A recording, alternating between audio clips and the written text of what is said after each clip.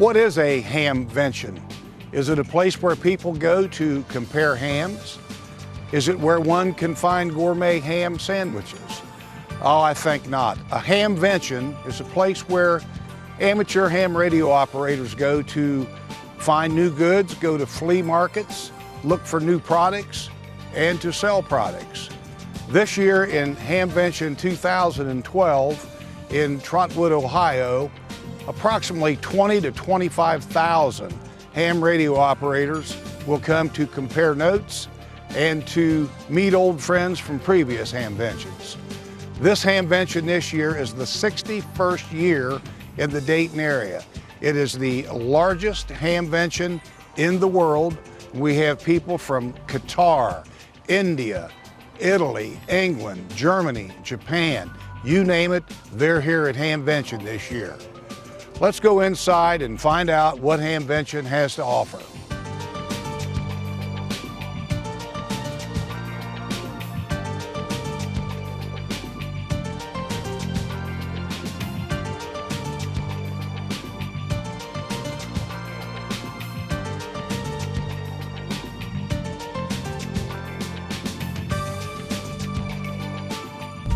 We're here at 2012 Hamvention at Hara Arena in Trotwood, Ohio, where they're about to put up a 110-foot antenna. Very expensive and state-of-the-art. Imagine having one of these in your backyard. 110 feet in the air. The cost on this antenna is approximately $100,000. It started here in 1952, and it's been going on ever since. And the name Hamvention is a trademark name, but we are known throughout the entire world. It is the premier event of amateur radio. We draw thousands of people. This year, our attendance will be over 25,000 people. We have many, many people from all walks of life, from CEOs, to many engineers, inventors, people from all over the world, and many facets of technical ability and technical hobbies. Our theme this year at Hamvention is internationally connected. And as amateur radio operators, we talk to each other, we communicate in different ways, be it digitally, be it voice, in many ways throughout the world. We have people here from our friends from India are here. We have people from Qatar. We have people from Germany, China, people from Finland, Denmark, Australia, Canada, of course, Mexico, Colombia. I could go on, many, many countries. And we are pleased to be the host to so many amateur radio operators. This amateur radio is an interesting hobby that has many facets that involve technical abilities of people, and people of all levels can find enjoyment. And I have found that recently, in the last few years, more and more women, especially young women, are getting involved in the amateur radio because they're finding an outlet for their creative ability and technology. This is a completely volunteer organization. I work another job. I have my own businesses and I do not make any money off of running Hamvention. It's an all-volunteer organization. We have a core of about 60 people that are committee chairs, and we have them in each area of importance, and they are all taking care of the different facets of the Hamvention. Then beyond that, they all have volunteers that help them. So we're probably at 500 to 600 volunteers. Here we are with Norm Shrine of 1660 AM Radio, actually in Kettering, Ohio. Norm, how long have you been coming here to Hamvention? Myself personally, I've been coming here for 30 years, actually 31 years this year, continuously. And as the radio station, we've probably come here the last 5 or 6 years. When we come as the radio station, we will do a raffle, which is kind of our way of making money, because the radio station is a non-profit organization. So we'll get some of the people that are exhibitors here give us some products to display. And so we have an Alinco ham radio and an AM FM radio from Sea Crane, and then we have a lot of food gift certificates. I have been an amateur radio operator since junior high school, around 1964 is when I first got my novice license. 1964? Right. Wow. So this is basically the granddaddy of them all, the Hamvention. It is, and in my case I had to wait to raise 3 kids, put them through college before I could get back into the hobby and do some of the stuff that I wanted to do with it. I'm retiring in 3 years, so I need to get some of my equipment that I've kind of wanted, so when I retire, I'll be able to actively pursue the hobby. Have you enjoyed the hospitality in this area? The most of the motels and hotels and such treat you? Absolutely love it out here. Yeah, we enjoy it, and we enjoy all the people, because obviously if you're a ham radio operator, you're on the air a lot. Your hobby is to talk to other people around the world. So, and everybody here acts that way. Very friendly. Yeah, we drive here.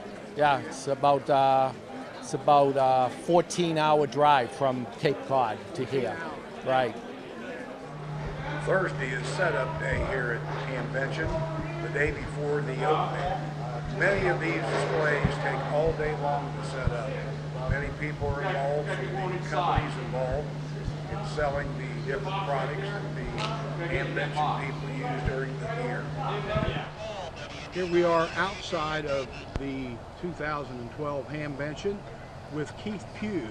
And at the present time, Keith's organization here is making contact with a satellite that's passing over our arena. Right. Keith, give us a little info on what you guys do and where you're from and how long you've been coming to Hamvention. First off, AMSAT is the Radio Amateur Satellite Corporation, and we're a volunteer group that builds, launches, and operates amateur radio satellites. And we've been building and launching amateur satellites since 1961. We've been coming to Dayton Hamvention. I started personally in '83, and I've missed one since then. But we do, we're outside in the demonstration area where we're working or contacting people all over the country through amateur radio satellites. Today, as we speak, we're in contact with one of our satellites called SO-50, that's Saudi Oscar 50. It was actually funded, at least by the Saudi Arabians, and used by the world, everybody in the world, and it's flying over us at the moment, and we're talking to people all over the United States through that satellite. We have a number of other satellites in orbit that we're able to talk through, and it takes just a moderate amount of equipment, and we're demonstrating to the hams here just how easy it can be. And what size are these satellites? Anywhere from as 2 by 2 by 2 foot nowadays, something like that, down to 4 by 4 by 4 inches. We've got many of them that are what we call CubeSats, that are 4 by 4 by 4 inch cube and weigh no more than 2 pounds. What's the cost of sending something that small up in the air? It can be pretty expensive, and we have to be rather inventive with how we raise funds or twist arms. Initially, we went on experimental rocket launches and took the risk of not making it, but we couldn't afford anything else, so we went in lieu of ballast to prove the lift capability of a rocket, and went that way.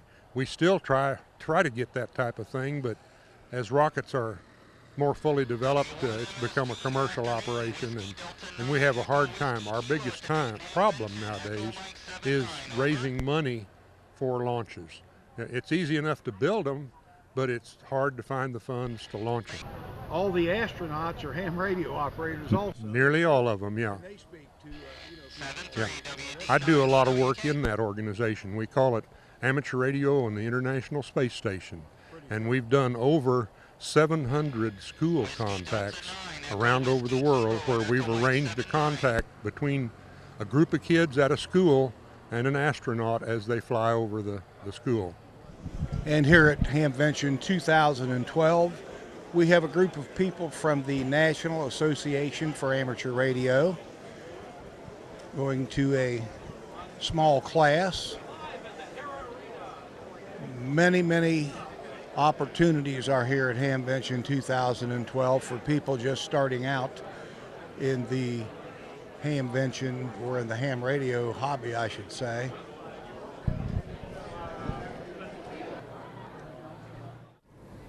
Hello, I'm Sergeant Brandon Holbrook with the Trotwood Police Department. We're here at Hamvention 2012. Generally what we respond to here at the Hamvention is emergencies such as heat exhaustion or things of that nature where people get illnesses or fall and have minor scrapes and bruises. We do assist the Trotwood Fire and Rescue with those types of incidents. Our primary focus would be more public safety oriented, such as traffic control, safety of citizens that are using the crosswalks. We do respond to some amounts of thefts in the event that does happen here. Lost and found things, we tend to try and get people their property back. We also deal with illegal parking in the area, which sometimes becomes a problem, but there is most of the people here are people that have come through for the past 40, 45 years, so a lot of people understand what goes on here, and we see a lot of the same faces, so most everybody's pretty cooperative, and we tend to get through this thing without a problem. Hi there, everyone. Gordo, WB6NOA, and we're here at the Dayton Hamvention 2012, and what a show. What I do is I work with publishers publishing books about how to obtain the amateur radio license. And the entry level for amateur radio is called technician class. Kids as young as 8 years old have earned the technician class license, and elders as much as 80 or 90 years old have easily passed the test as well. So there's no upper nor lower age limit for obtaining the USA ham radio license. The tech test is not a tough one to pass. Questions are multiple choice, and generally everybody that studies my book or listens to the audio, and my voice normally sounds better in the audio than very hoarse today, but those that listen to the audio or play the computer course pass with ease. The technician is a powerful license allowing for space work, allowing for bouncing signals off the ionosphere, and a great license to talk to hams literally around the world in many of the digital modes like IRLP or Echolink. The next one up from technician class is general class, and that's where you see those big antennas on homes and office buildings. The general class is a powerful license that allows us to travel around the world and bounce signals off the ionosphere back to the United States. The highest grade license is extra class.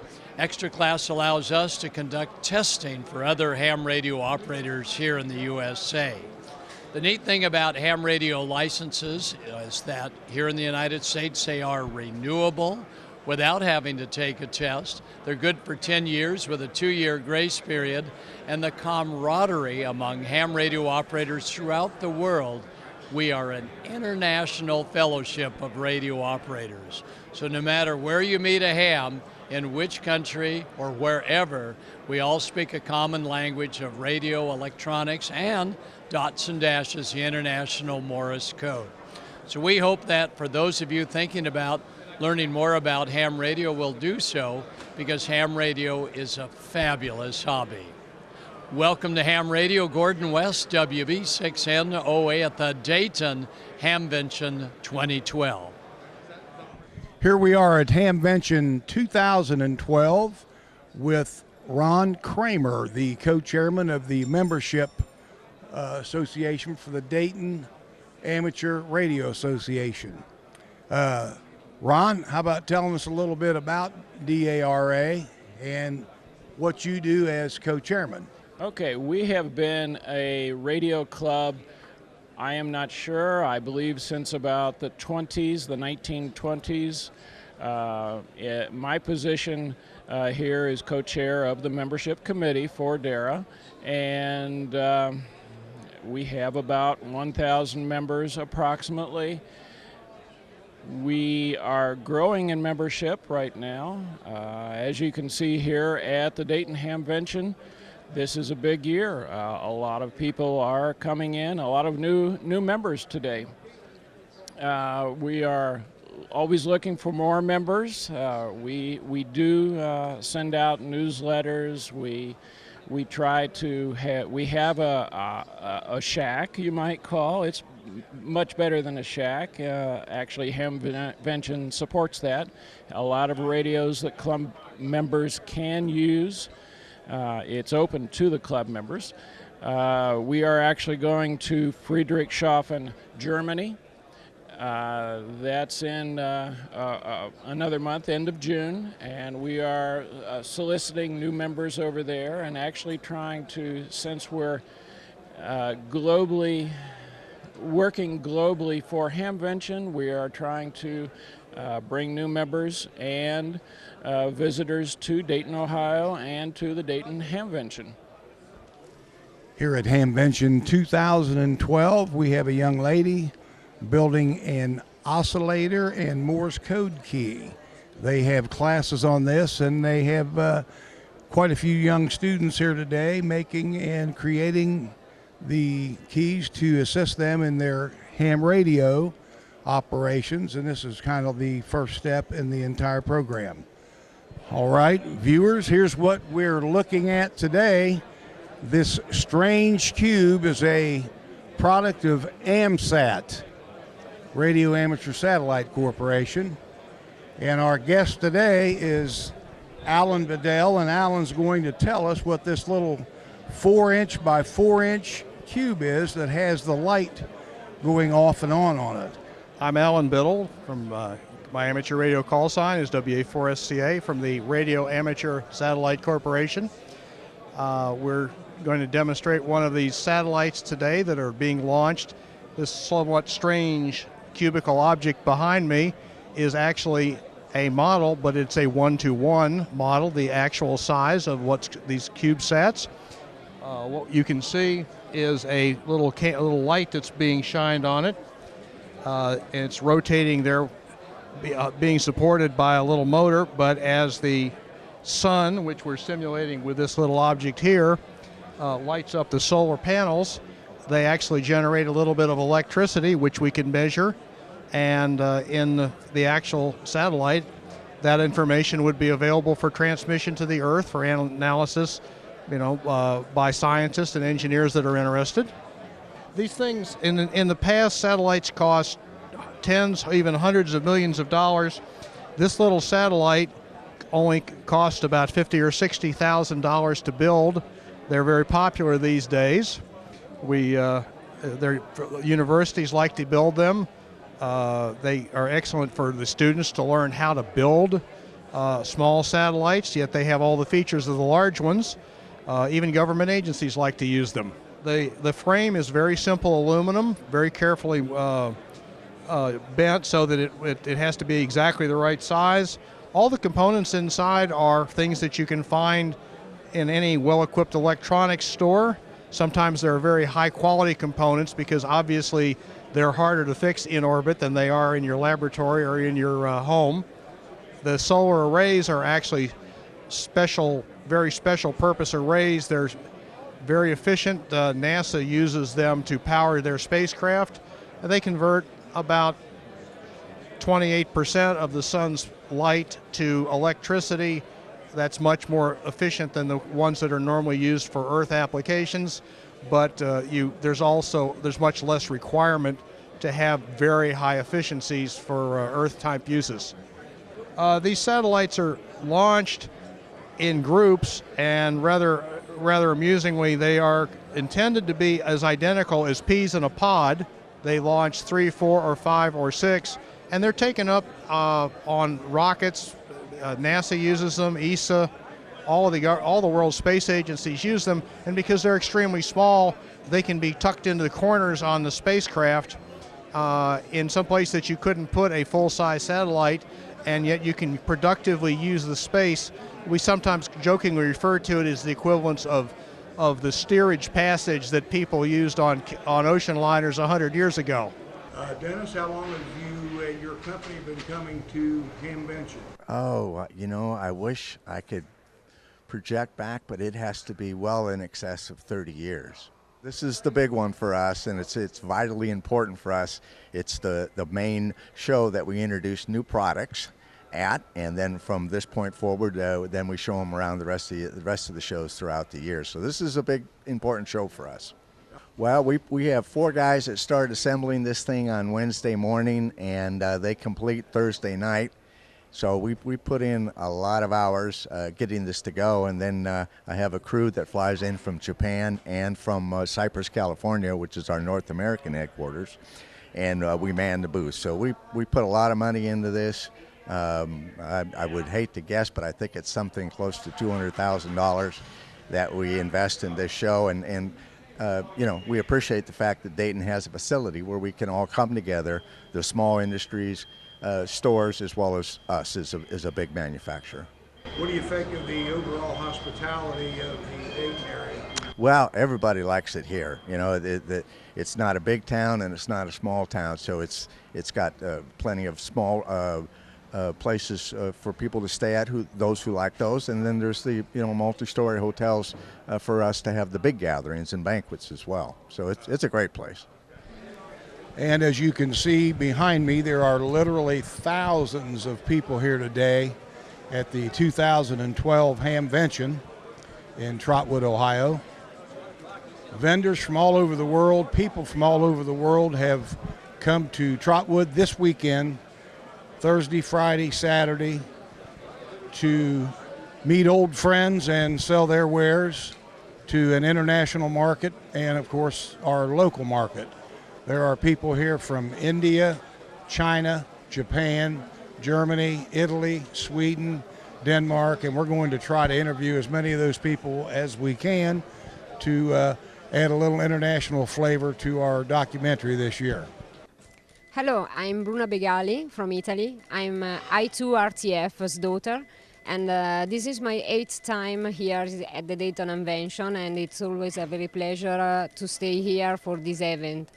We produce CW keys for ham radio operators, and we try to do always our best for increasing our quality and our products, giving always a lot of news to each ham radio operators, and for making sure they can have fun when they use our product. In US is a very pleasure because there are a lot of customers that are also, most of all, our friends. So we are very pleased to meet them here and not stay here just for business, but for having fun speaking with them.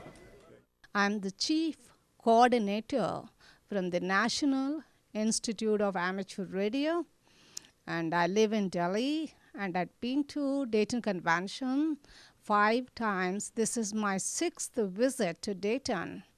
Then my first visit when I came to Dayton, and it was sponsored by the National Institute of Amateur Radio, and then I got an award like Best Achievement Award. Best Achievement Award 2005, I got it from the Dayton. Also, I have received a Humanitarian Award from ARRL in recognition of the tsunami activities in 2004. I am known to the world because of my tsunami activities and my activities in the National Institute of Amateur Radio. I have done 6 expeditions from India, VU4 operations and VU7 operations, and I'm known to my DX radio hams with my expedition call sign like VU4MY, VU7MY, VU4APR, VU4RBI. These are my special call signs from my expedition. And I do relief activities and also the expeditions.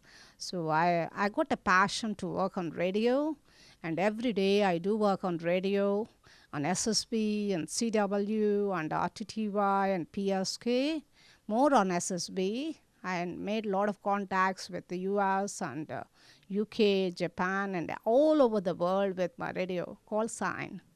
So I'm very glad today I'm here in Dayton because my chairman from the National Institute of Amateur Radio is getting an award, Amateur of the Year. And this is also a great opportunity for us to come over here to participate in the DX Awards programs. And I'm also thankful to Mike, WHCI, and he's a very good friend of mine, and I know him since 2005. And he visited India and invited all of us to come over here to the Dayton, and is really international correlations from US to India. And we are here and we are enjoying the Dayton Convention. And every time, whenever I come, I meet a lot of radio hams whom I have contacted on the radio. This was really great. I like to meet people. I like to talk to people. I hope I will contact all of these people again on my radio station. Thank you so much for giving this opportunity and saying hello to all of us. Bye. Suri is my name. I come from Hyderabad, southern part of India. I got my first license in amateur radio in the year 1964 when I was 22 years old. And then, since then, I was interested in communicating and talking to several people across the world over the ham radio. This brought me many friends around the world, and I got self-empowered with the technical skills others gave me or parted with me in the form of exchange of contacts. Now, as I found a lot of potential in it, particularly at the times of calamities, I have moved my equipment during the natural calamities in several parts of my state, Andhra Pradesh, in India. That has impressed many people in the country and also attracted the government's attention. Me and my friends started working for radio emergency civil services. So in any natural calamity that had occurred in India, for the past 30 years, we were the first responders to the amateur radio communications. Thus, we became very popular. The late Prime Minister, Mr. Rajiv Gandhi, happened to be my friend on the radio. So he asked me, recognized my services, and told me that please concentrate more on the social use of the amateur radio. And so I took it upon myself to see more young people come into this activity. While enjoying the hobby, they may also contribute to the people in distress by way of rescue relief operations.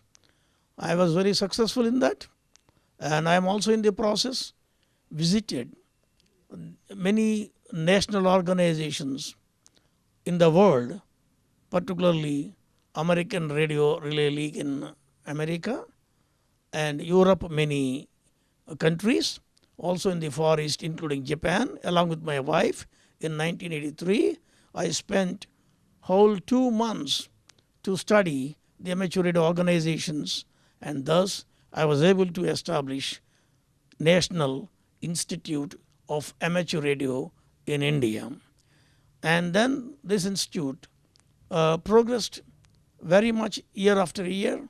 Activities also grew very much, and many governments started looking to us and to our services whenever there was a calamity. Whenever anything fails, it is ham radio that came to rescue.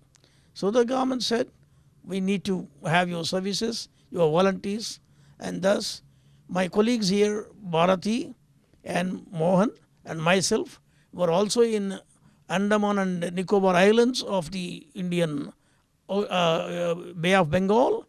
And when we were enjoying the de-expedition activities, suddenly we saw the tsunami come up and great devastation in that area. We converted the DX operation that's enjoying the hobby, talking to many people, into a disaster mitigation activity that has caught up with the imagination of the world, and everybody started appreciating us. And then the government also got a lot of appreciation for the role played by the National Institute of Amateur Radio and the people in it. So thereafter, I am happy that not only the other countries, particularly America, particularly in Dayton Amateur Radio Association, have recognized our services, and they had already given an award, special achievement award to Bharati. She was a team leader, and now after that still we made further progress in advanced technologies, introducing them during the emergency management.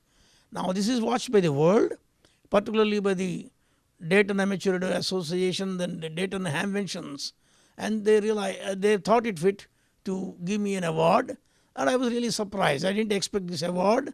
It was a great surprise to me. I am humble, and I am grateful to the award committee of the Dayton Amateur Radio Association, and also to many Americans who have been in touch with us in India back home, and they have helped us in a number of ways, technically or otherwise. So we thank all the hams and in particular Dayton Amateur Radio Association.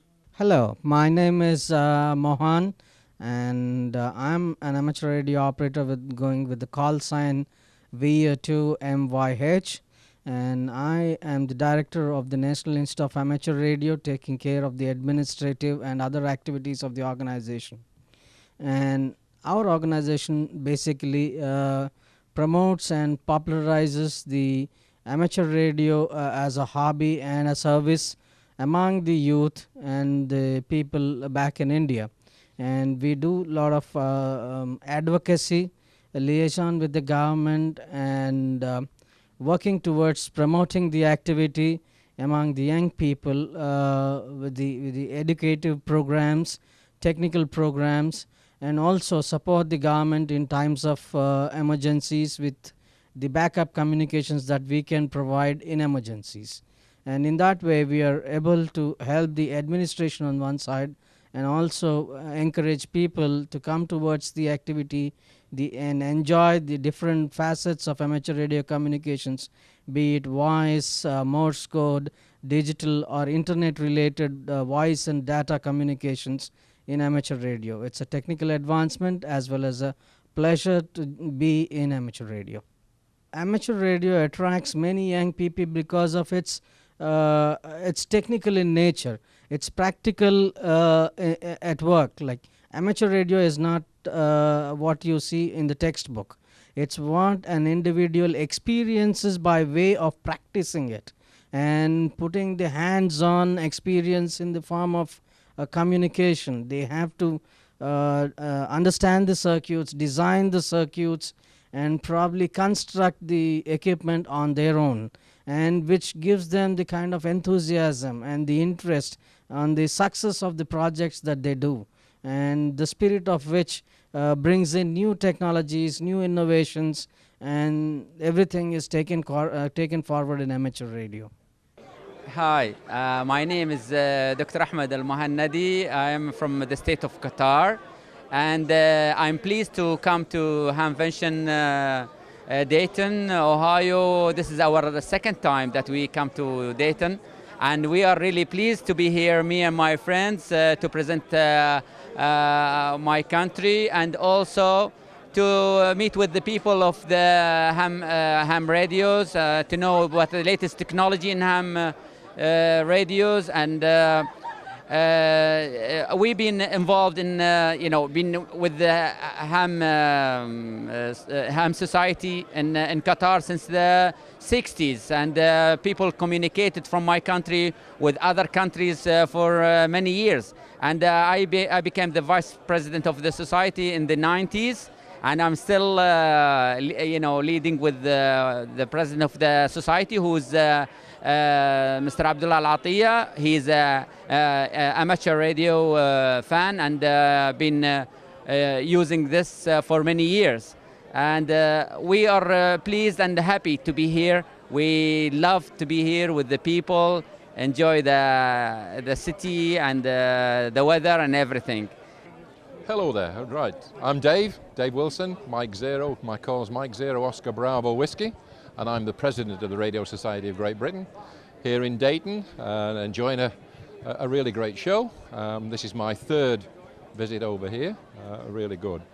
The Society's been coming over for almost, well, over 20 years now, talking to, bringing our books, best publications in the world, but I'm slightly biased in that area, and also promoting membership to the Society. To our colleagues here over here in the US. Amateur radio in the UK is thriving, it's vibrant. We've got our new licenses, which are very encouraging, bringing people into the hobby, our three-tier license scheme, and it's been very successful. We've got an exciting year coming up. We've got the Olympics very shortly, and we've been putting special events and special calls in place for that. We've got our Queen's Diamond Jubilee, a one-off there, so excellent. The Society itself has been working very hard to put into place the National Radio Centre. It's not a museum, this is a centre based in Bletchley Park, funded by the RSGB, and the idea of that is to promote amateur radio to the general public. And we've opened that very recently, 3 days a week, and we're open to very positive comments. We do hope to open it longer, perhaps every day of the week. If we can get it to every day of the week, that'll be fantastic. So if you're in the UK, please make a visit to the National Radio Centre at Bletchley Park.